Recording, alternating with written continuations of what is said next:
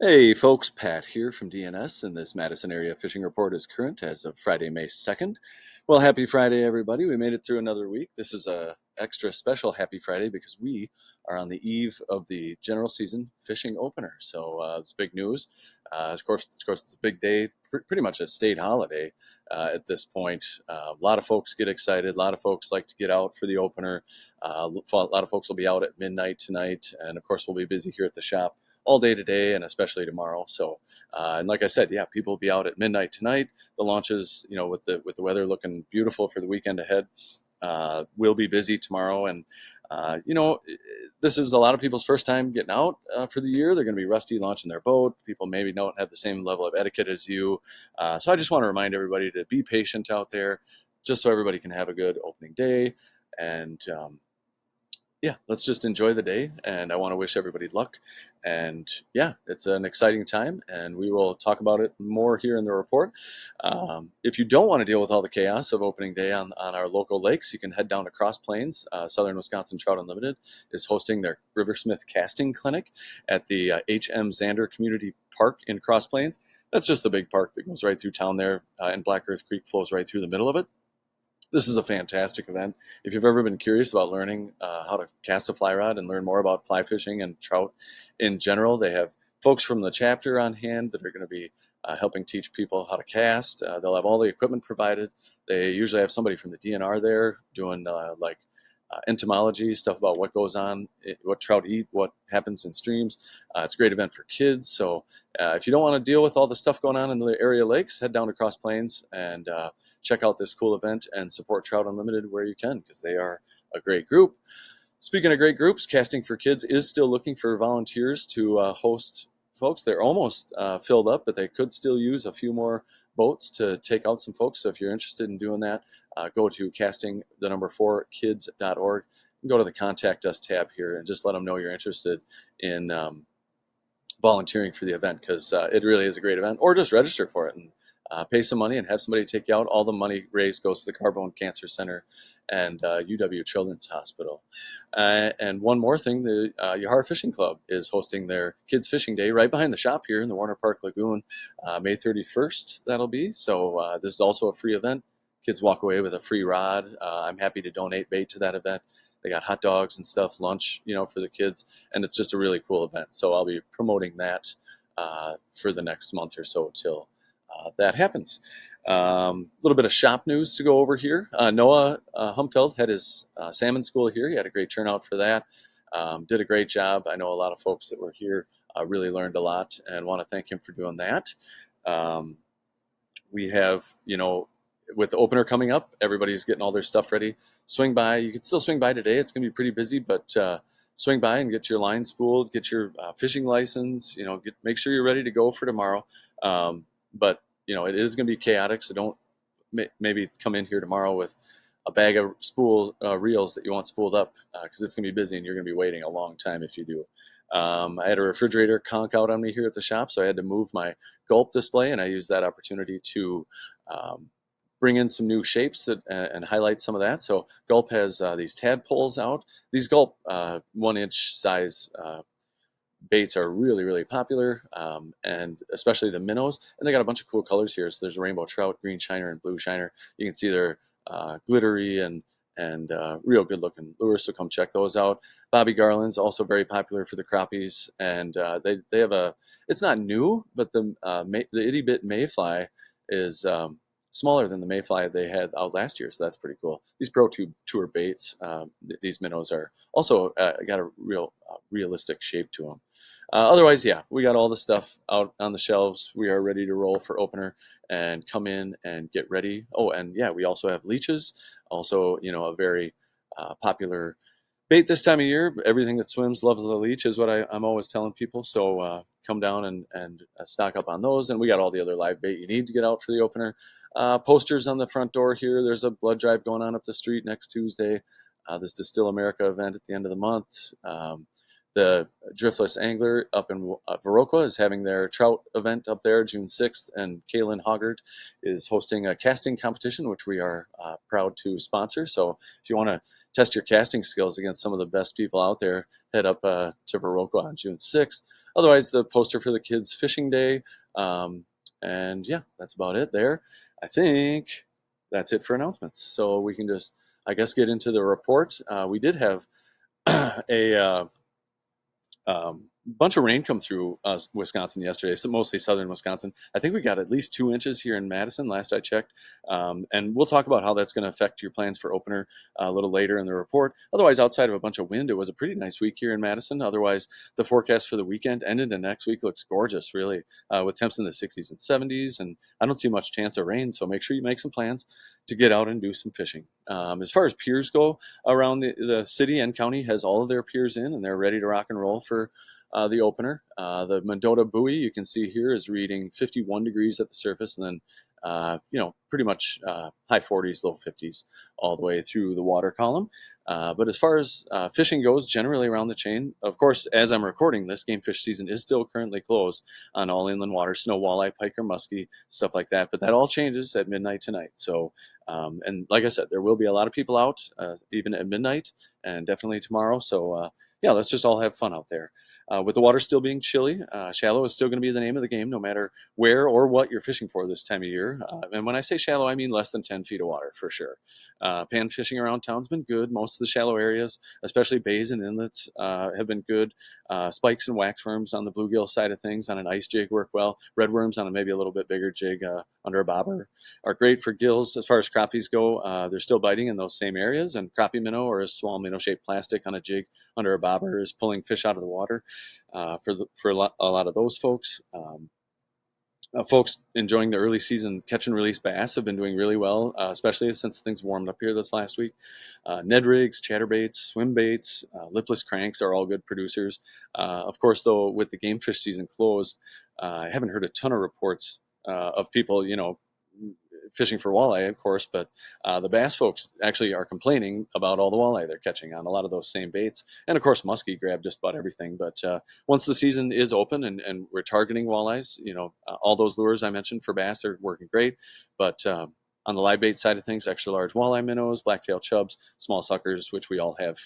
We have all of those here at the shop, are great. And of course, leeches are awesome. And if pike you're after, they're going to pretty much grab whatever you throw out there. Anything shiny, pike will grab. And of course, don't forget about trout.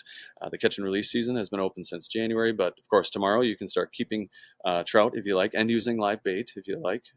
Otherwise, if you're just using spinning gear, spinners, crappie-sized tube jigs, small rapalas are all great lures. But as far as live bait goes, a single redworm under a bobber is pretty hard to beat. I know a lot of people make it a tradition to get out on opening day, and a lot of folks, that's the only time they get out trout fishing is on opening day, which is great. I'm happy if anybody's out trout fishing, but really this time of year is the best time of year to be out there.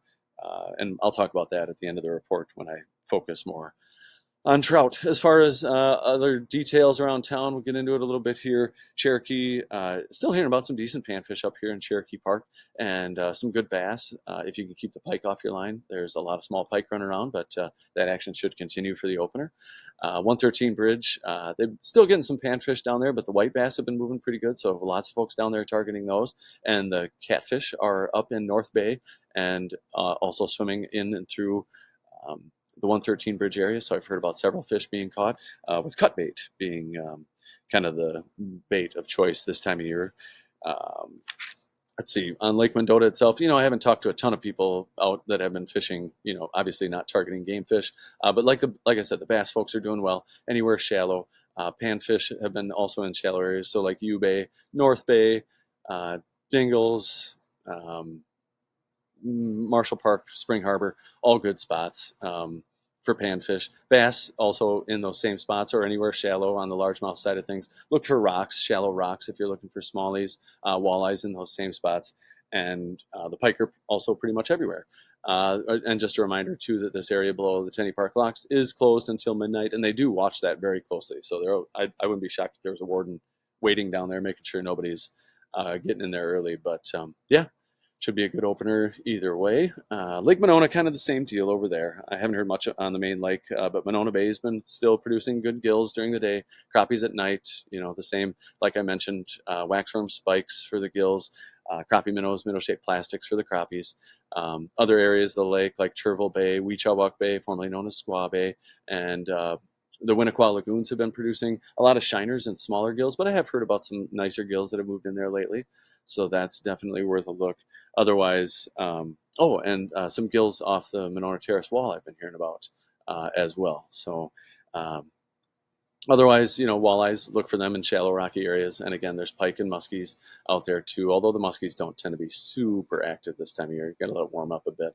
Lattice Park launch is a good place to launch to get out to Upper Mud, where they've been getting crappies and bluegills in the dredge hole, mostly bluegills though, and the bass action in the shallow flats around there has been good. Speaking of shallow flats, the Lake Farm area up here on the north end of Wabisa and the South Bay has also been producing good panfish and some bass action in there too. Um, if you're looking for walleyes for opener, I would look down here along, Babcock Park. There's some good rocky areas down here, and some good breaks. But I would fish shallower than deeper this time of year. What else? We got Kiganza Fish Camp. They've been getting some panfish up here in the shallow north end of the lake. Otherwise, any other shallow area, you're going to find fish. If you're looking for walleye on Kiganza State Park area over here has some off Williams Point is some good rocky areas there, and that's where I'd be looking for those fish. I think that pretty much does it for Madison. The Rock River is up a little bit after the rain we got yesterday, but it's definitely still fishable. White bass backed up at the Indian Fort Dam. Haven't heard much off Lake Koshkonong. I think the walleyes are still in the process of moving back down the river and out into the lake. If I were going to fish anywhere down there for walleyes, I guess I'd look at where the river comes in at near the Black Hawk Island area there for walleyes. Otherwise, yeah, deeper corners up and down the river. Jefferson Dam's got white bass at it. Um, Same thing on the Wisconsin River. Your dams are going to have white bass.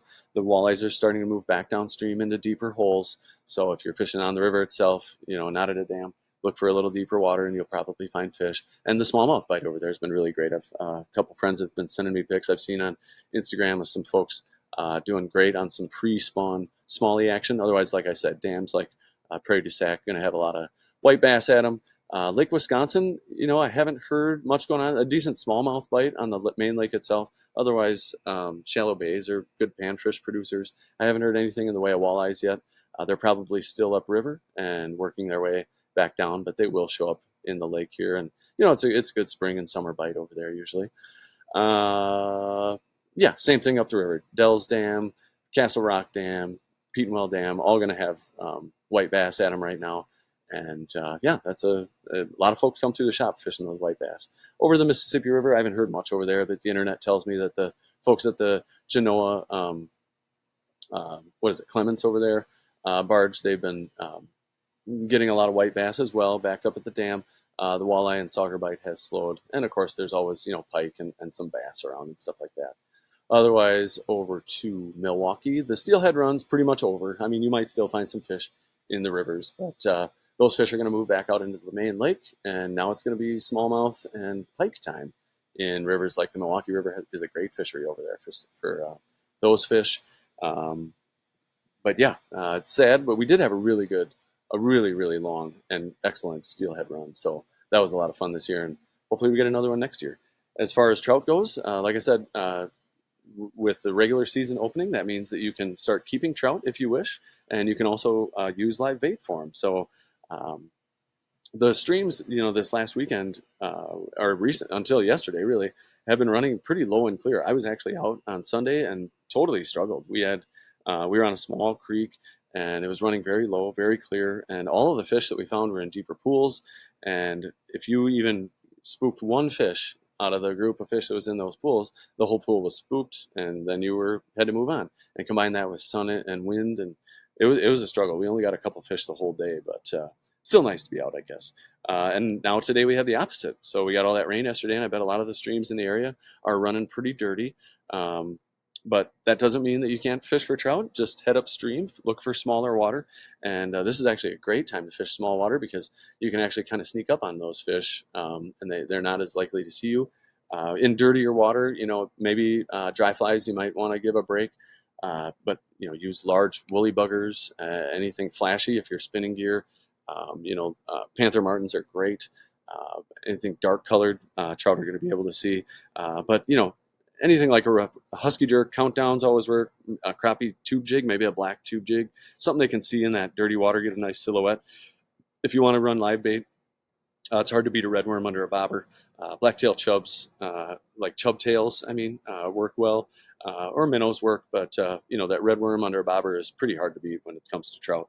On the fly side of things, if you're, I guess we'll kind of segue that into our Happy Fly Day feature here. On the fly side of things, like I said, if the water's running a little dirty, big old woolly buggers like this are going to be a good option. Otherwise, run a nymph behind those, and you can do that. If you do run into some clear water, caddis have been popping off. I saw a lot of caddis when I was out this last weekend, and there are blue-winged olives coming off. So any flies like this, both of those species of bugs, those flies tend to run a little bit on the darker side. So make sure you have some of those colors to kind of match the hatch there. I guess that pretty much does it for the report. I do want to again, wish everybody good luck for the opener. It's going to be a lot of fun out there. It looks like some gorgeous weather. A lot of folks will be out. So good luck out there. Feel free to call the shop, 241-4225, if you have any questions about anything I've talked about here. Do post your comments and catches below. Want to see what you're getting out there for opening day. And yeah, again, thanks for tuning in. Good luck, and we will talk to you next week. Take care.